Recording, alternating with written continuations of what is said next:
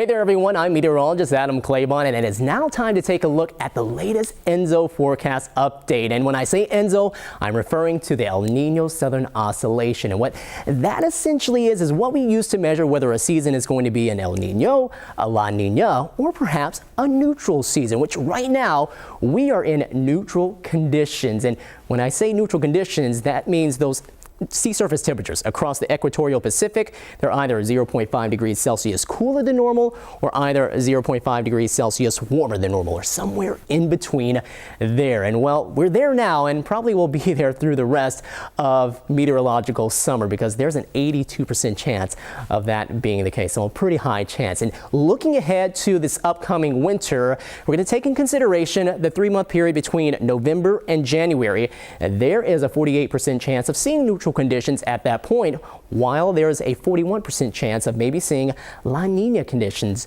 returning. Now I'm going to show you this graphic right here, and these are the probabilities that we have over the next few months. And you see 3 bars, right, or at least 3 colors, and the grays are the neutral conditions while the blues are La Nina, the reds are El Nino. And you can see the grays pretty much went out this entire time. And I wanted to point down this way that NDJ that you see right there, that's the 3-month period between November, December, and January, and that's our 41%. While just behind that, DJF, well, that's the 3-month period between December, January, and February, and there's a higher than 50% chance of seeing neutral conditions as we head on into that time. So let's go ahead and recap and say again, what does that actually mean?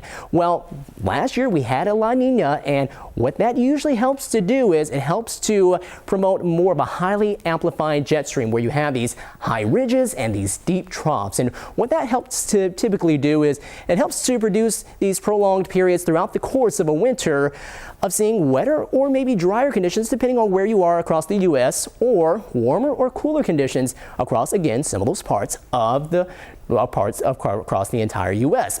Now, what happens with the neutral phase is we typically start to see a bit more of a progressive setup. We see a little more of a free-flowing atmosphere. And what that helps to do is our subtropical jet stream, which is not going to be all that strong like it typically is during an El Nino, it helps to transport more of the moisture across the southeast U.S. And there's a higher likelihood of things being wetter than normal over there. Not a given, but a higher likelihood. While you can see colder air probably likes to travel a bit more across this northeastern U.S., across the Great Lakes there. Not to say that we can't get some cold air over this way at some points, but I think that most of the time it favors most of the cold air heading off towards the east. And then you can see the big range of orange here across the southern tier of the United States, where it promotes a higher chance of seeing things being warmer than normal across a lot of these areas. But you can see the immediate coastline here of California not included in that. That would mean that we would see probably closer to average conditions when it comes to temperatures for the area down this way around San Diego, while up here around Sacramento might be a bit warmer, or at least a higher chance of that being the case. Things being maybe a bit closer around Denver and up across parts of the Northwest. Now, as far as the rainfall, the specific jet stream is going to be around maybe its normal strength, and looks like all of us here across the West are seeing a pretty equal chance of things being close to their normal precipitation amounts as we head throughout the winter time, which would be great news because we kind of need the rain, because the last few months have been extremely dry.